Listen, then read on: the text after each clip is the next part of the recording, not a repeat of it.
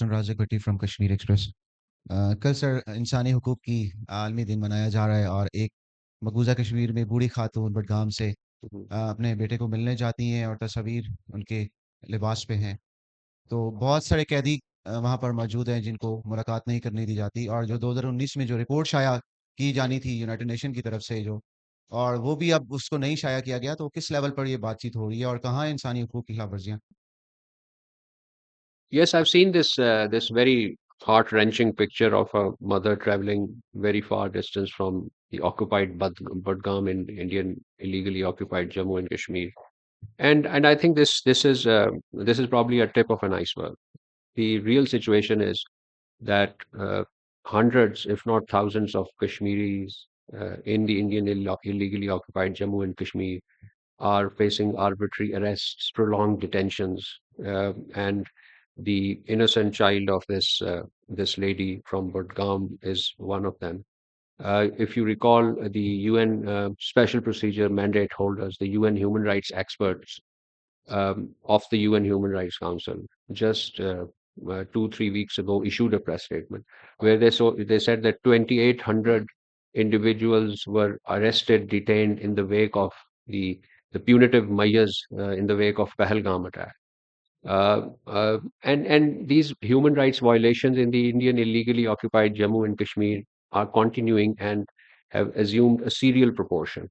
Not just arbitrary detention, torture, house demolitions, prosecuting the local people in the name of coordinated search operation, arrest and imprisonment of human rights defenders like Khurram Parvez.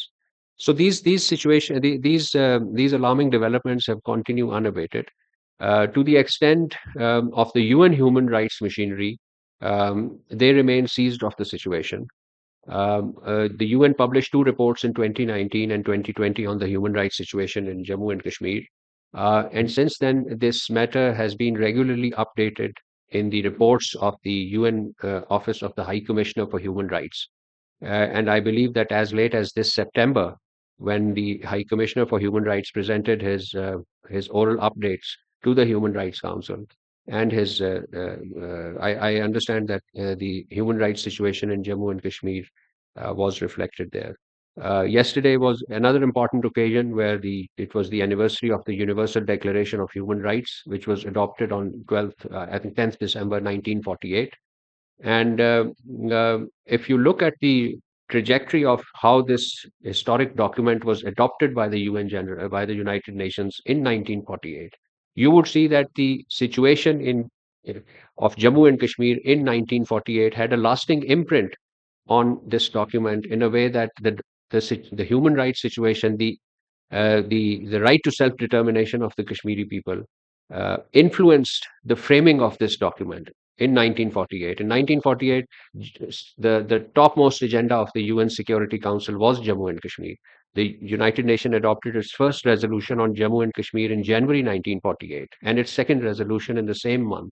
And if you look at the record of the Security Council in 1948, Jammu and Kashmir was discussed at length, and this is the time when this Universal Declaration of Human Rights was also being finalized in the United Nations. So the unfulfilled right to self determination of the people of Jammu and Kashmir is indeed on the agenda of the international human rights machinery, UN human rights machinery, and international human rights organizations.